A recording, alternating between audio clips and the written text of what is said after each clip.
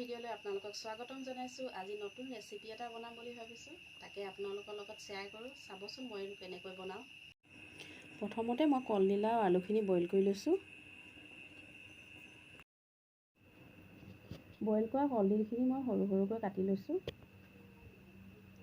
তাৰপৰা কেৰাহী এখন পাতি লৈছোঁ। তাত অকণমান পাঁচফোৰণ আৰু কাশ্মীৰী মিৰ্চ দুটা দি দিছোঁ। তাতে পিঁয়াজখিনি দি দিলোঁ।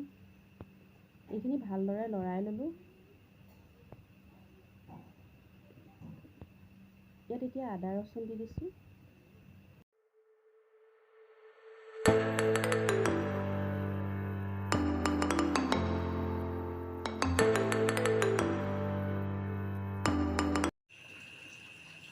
ইয়াতে মই এতিয়া হালধিখিনি দি দিম।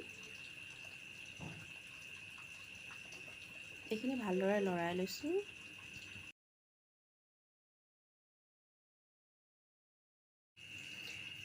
ইয়াতে মই এতিয়া কাটি থোৱা কলডিলখিনি দি দিছোঁ।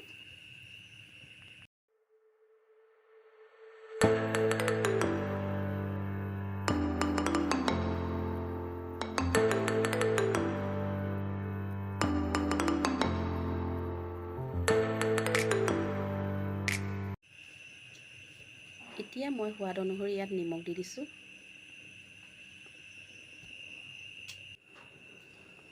এতিয়া আমাৰ চব্জি ৰেডি হৈ গ'ল।